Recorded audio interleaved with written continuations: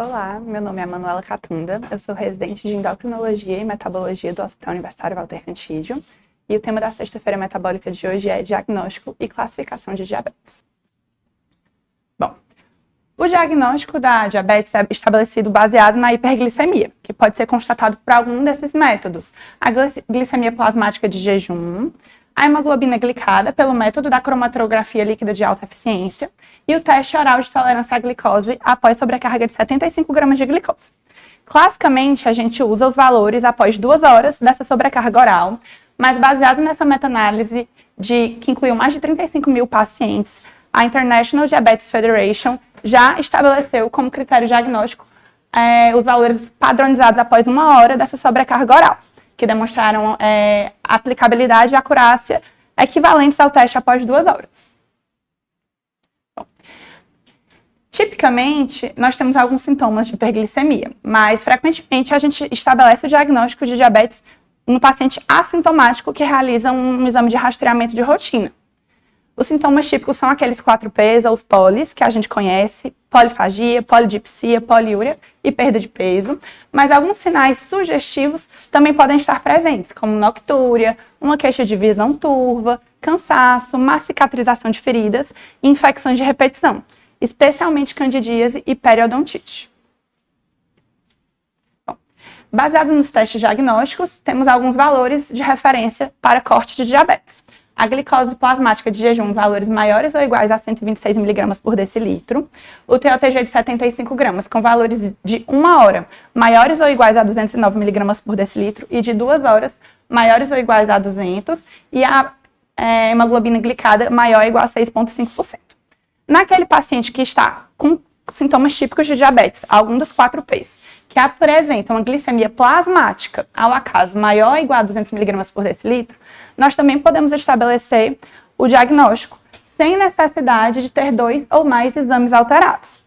Caso apenas um dos exames esteja alterado, é recomendado que eu repita o exame alterado para confirmar o diagnóstico. Mas se 2 ou mais estiverem alterados na mesma situação, eu posso firmar o diagnóstico de diabetes na consulta.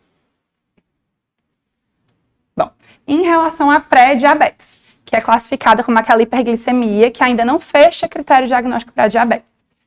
Os valores de referência são da glicose de jejum entre 100 e 125, o TOTG de 1 hora entre 155 e 208, o de 2 horas entre 140 e 199 e a glicada entre 5,7% e 6,4%. Qual é a população a quem eu devo oferecer o rastreamento em diabetes? Todo e qualquer adulto maior ou igual a 35 anos, ou aqueles adultos de qualquer idade que tenham sobrepeso ou obesidade e alguma dessas duas situações. Pode ser a presença de um fator de risco adicional, como uma história familiar de diabetes tipo 2, ou história familiar de doença cardiovascular, hipertensão, dislipidemia com HDL abaixo de 35 ou hipertrigliceridemia acima de 250, presença de síndrome dos ovários policísticos, estigmas de resistência insulínica, como a acantose nigricans, o paciente sedentário, aquele que já tinha tido o diagnóstico de pré-diabetes no passado, ou histórico de doença de diabetes mellitus gestacional, ou de recém-nascido GIG. Além disso, a Sociedade Brasileira de Diabetes recomenda o uso desse score FIND-RISC, que é baseado na idade, MC, circunferência da cintura, na história familiar de diabetes, presença de hipertensão, nos hábitos alimentares e da atividade física, e classifica o paciente de acordo com o risco de desenvolver diabetes em baixo, levemente elevado, moderado, alto e muito alto risco. Aqueles pacientes que têm acima de 15 pontos no FIND-RISC também, em associação com sobrepeso, tem recomendação para rastreio de diabetes. E após esse rastreamento, quando é que eu devo repetir os exames? O paciente que é assintomático, teve apenas um exame alterado para diabetes e nesse exame repetido não confirmou o diagnóstico, é recomendado que eu repita os exames de forma semestral. Aquele paciente que já tem uma pré-diabetes confirmada, eu devo repetir de forma anual. E o paciente que tinha exames normais, mas tinha sobrepeso e 3 ou mais fatores de risco adicionais, ou um FIND-RISC alto ou muito alto, eu devo repetir de forma anual. O paciente com exames normais e sem fatores de risco importantes e com FIND-RISC baixo a moderado, eu posso repetir o rastreamento de forma trianual. E aí, baseado nessas recomendações, a SBD traz esse fluxograma. Sintetizando um pouco. de acordo com aquelas classes de recomendação do rastreamento, eu vou classificar o meu paciente em diabetes confirmado, caso ele tenha 2 critérios diagnósticos para diabetes. O paciente que não tem critério nem para diabetes nem para diabetes e não tem fatores de risco com faixa de risco normal, eu vou classificar como perfil glicêmico normal e recomendar a mudança de estilo de vida e fazer o rastreamento trianual. Já aquele paciente que tem faixa de exames na faixa de pré-diabetes ou que tinha exames normais com fatores de risco, eu devo fazer, idealmente, o TOTG de 1 hora para reclassificar o paciente. Se o TOTG vier normal, eu classifico também como perfil glicêmico normal e repito anualmente, trianual. Caso o TOTG dê na faixa de pré-diabetes, eu recomendo mudança de estilo de vida e repito o exame em 1 ano. Mas o TOTG também pode classificar o paciente com diabetes. Eu devo repetir, claro, o exame se vier só um alterado. E caso confirme, eu tenho diabetes confirmado. Bom, e aí a classificação do diabetes. A SBD orienta a classificação de acordo com a etiopatogenia. Então, ela divide nesses 4 grupos. Diabetes tipo 1, que é aquele clássico de destruição autoimune das células beta-pancreáticas, associado a uma deficiência grave de insulina. O diabetes tipo 2, que é associado a uma resistência à insulina e à deficiência relativa de insulina, classicamente relacionada à síndrome metabólica. O DMG, que é aquele diabetes que surge no 2º ou 3º trimestre da gestação, e os outros tipos de diabetes, incluindo defeitos genéticos, doenças do pâncreas, outras endocrinopatias e o induzido por drogas. Antes da gente entrar, eu já comentei do pré-diabetes, que são aqueles valores de glicemia e de glicada intermediários entre a normoglicemia e a diabetes, mas vale considerar que a pré-diabetes já é um fator de risco independente para o desenvolvimento de pré-diabetes e também para doenças cardiovasculares. E está associado com a síndrome metabólica e obesidade. Os valores são aqueles que eu tinha comentado. A diabetes tipo 2 representa a grande maioria dos pacientes, entre 90% e 95% dos casos, está relacionada à síndrome metabólica, à obesidade e ao envelhecimento populacional. O início, classicamente, é insidioso. Então, frequentemente, a gente vai se deparar com aquele paciente que era assintomático e descobriu o diabetes no exame. A fisiopatologia é baseada na resistência à insulina, com a relativa deficiência da secreção pancreática de insulina, associada a alterações na secreção de incretinas. É mais frequente em pacientes que já tinham previamente pré-diabetes, síndrome dos ovários policísticos ou históricos de DMG. Já o diabetes tipo 1 corresponde entre 5% a 10% dos casos, é baseado naquela destruição autoimune das células beta-pancreáticas, levando a deficiência grave na secreção de insulina. Tipicamente, a gente tem que a diabetes tipo 1 é mais frequente em crianças e adolescentes, mas 60% dos casos são diagnosticados em maiores de 20 anos. O pico de incidência se dá entre os 10 e 14 anos, mas há um segundo pico de menor importância na faixa etária da terceira idade. E a apresentação clínica. Pode haver uma hiperglicemia limítrofe com um paciente que pode ou não apresentar aqueles 4 Ps e que pode rapidamente evoluir para uma cetoacidose diabética, especialmente em crianças e adolescentes, porque os adultos às vezes têm ainda uma reserva de célula beta-pancreática que protege, mas essa evolução para a cetoacidose geralmente acontece diante de um evento estressor, ou seja, um estresse emocional importante, mas frequentemente após uma infecção. E há uma forte associação com outras doenças autoimunes, especialmente as doenças da tireoide, doença celíaca, doença de Addison, vitiligo, hepatite e miastenia. Bom, a American Diabetes Association estabelece esses estágios do diabetes tipo 1. O estágio tipo 1 geralmente é aquele paciente que tem um familiar diabético tipo 1 ou que está participando de algum estudo e tem os autoanticorpos dosados por algum outro motivo. E aí ele tem 2 ou mais autoanticorpos positivos, mas a glicemia é normal. Esse paciente tem risco de evolução para diabetes em 5 anos aproximadamente de 44%. O estágio 2 é o paciente que tem o autoanticorpo positivo, mas a hiperglicemia ainda não fecha critério para diabetes, seria aquela faixa de pré-diabetes. O risco de evolução para diabetes já é mais considerável, de 60% em 2 anos e 75% nos próximos 5 anos. O estágio 3 é o diagnóstico firmado de diabetes tipo 1, paciente que tem autoanticorpo positivo e que tem o critério laboratorial. Bom, frequentemente a gente se depara com aquele paciente no fim da adolescência ou então no início da faixa etária adulta, que tem a clínica dos 4Ps, ou então uma descompensação glicêmica, mas tem associação com fatores de resistência à insulina, tem uma acantose, tem a presença de obesidade, e a gente fica na dúvida de diagnóstico. Então, as sociedades recomendam o uso desse sistema ABBCC para o diagnóstico diferencial, para ajudar a classificar. A idade, sabemos que o diabetes autoimune é mais frequente em pacientes mais jovens, o histórico de outras doenças autoimunes e de autoanticorpos positivos também fortalece a hipótese de diabetes autoimune. A obesidade é mais característica do diabetes tipo 2, mas não exclui a possibilidade do diabetes tipo 1. O background, qual é a história familiar e o contexto socioeconômico que o paciente está inserido. O controle, esse paciente consegue controlar a glicemia sem necessidade de insulina, ou ele rapidamente evolui para a necessidade de insulinização plena. Tem evidência de disfunção de célula beta-pancreática, por exemplo, um peptídeo C alterado? E a presença de comorbidades que deve ser avaliada independentemente do tipo de diabetes que eu estou suspeitando. Bom, mas, diante da suspeita de diabetes tipo 1, recomenda-se a realização da dosagem de autoanticorpos. Os principais são o anti-GAD, que é o mais frequente em adulto, é o que permanece positivo na maioria dos casos, o anti-ilhoto, o anti-insulina e anti-A2B e o antitransportador de zinco 8. Esses anticorpos são mais sensíveis ao diagnóstico. Conforme a evolução da doença ao longo dos anos vai passando, eles podem estar negativos. Caso eu dose aos autoanticorpos e venha negativo, mas eu permaneça com a forte suspeita de diabetes tipo 1, recomenda-se a dosagem do peptídeo C, que é um peptídeo secretado durante a secreção pancreática da insulina. Então, ele é recomendado em caso de dúvida diagnóstica. Caso o peptídeo C esteja em valores inferiores a 0,6 nanogramas por ml, eu tenho um diagnóstico firmado de diabetes tipo 1. Caso esse peptídeo C venha acima de 0,6, eu vou investigar outras causas de diabetes.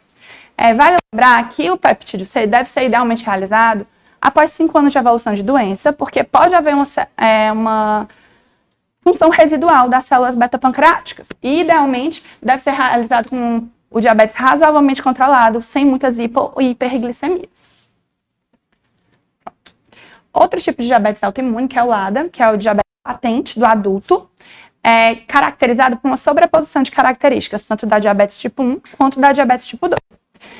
A ADA estabelece esses 3 critérios diagnósticos para o LADA, que é uma idade de diagnóstico maior do que 20 anos, a presença de anticorpos positivos, o mais presente é o anti-GAD, e a ausência de necessidade de insulina por pelo menos 6 meses após o diagnóstico.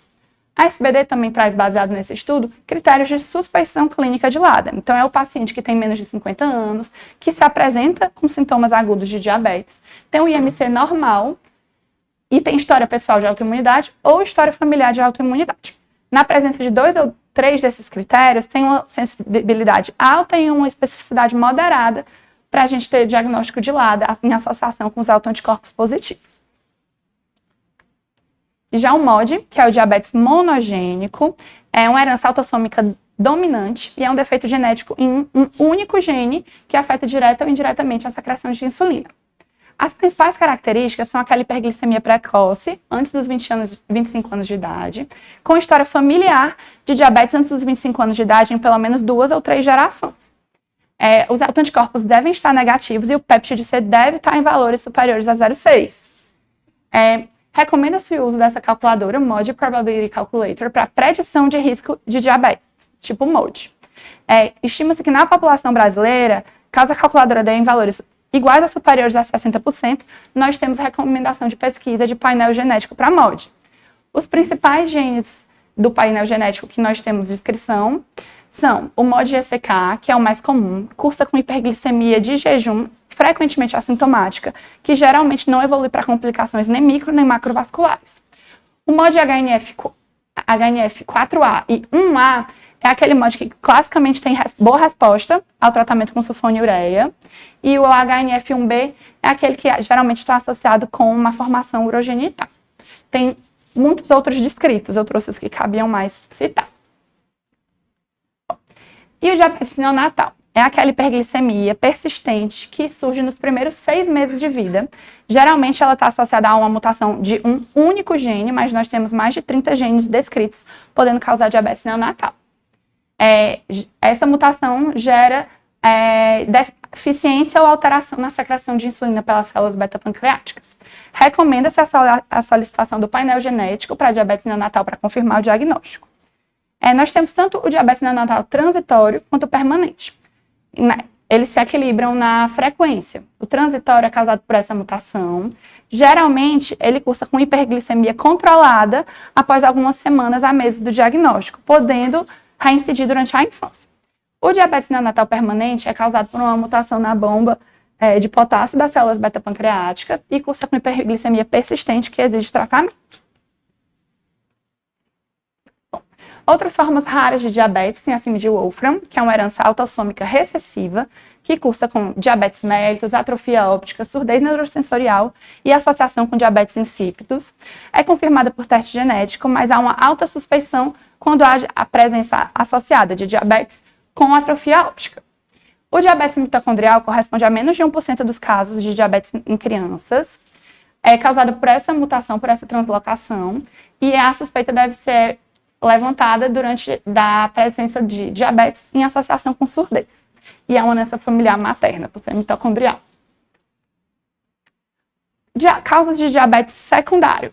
Causas pancreáticas, principalmente pancreatite naquele paciente que tem um histórico importante de etilismo ou de pancreatite no passado, ou que tem doença por microcálculos de via biliar, histórico de neoplasia, de hemocromatose ou de cirurgia pancreática prévia. Outras endocrinopatias, com a acromegalia, a síndrome de Cushing, a lipodistrofia naquele paciente que tem uma distribuição anormal de gordura, as infecções. É interessante que o HIV pode causar diabetes secundário por múltiplos mecanismos. A própria doença pode causar HIV. Pode haver a lipodistrofia associada ao HIV e o tratamento com os antirretrovirais também pode predispor ao surgimento de diabetes. A hepatite B e C.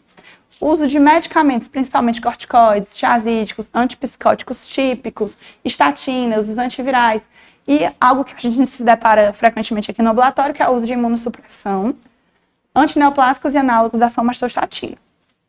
O diabetes pós-transplante é aquele diabetes do paciente transplantado, que ele está há pelo menos 3 meses com estabilidade da imunossupressão. O imunossupressor e a corticoterapia pode descompensar um diabetes. Então, ele deve estar pelo menos 3 meses com imunossupressão estável para eu firmar o diagnóstico de diabetes pós-transplante. E, por fim, o diabetes gestacional, que é aquele diabetes diagnosticado no 2º ou 3º trimestre de gestação, que não é um diabetes ouve. Então, indica-se que durante o pré-natal, antes das 15 semanas de gestação, eu faço um rastreamento populacional dessas gestantes para diabetes, para confirmar que não há um diabetes pré-gestacional. Se a paciente não tem diabetes, eu vou, entre 24 e 28 semanas, fazer um screening para DMG com TOTG. Se a paciente tiver o diagnóstico de diabetes, após a resolução da gestação, entre 4 e 12 semanas, recomenda-se que eu repita o TOTG para avaliar a diabetes. Aquelas pacientes que não tiveram diagnóstico firmado de diabetes devem manter o rastreamento de DMG a cada 1 a 3 anos, considerando que elas têm mais risco de evolução para diabetes no futuro.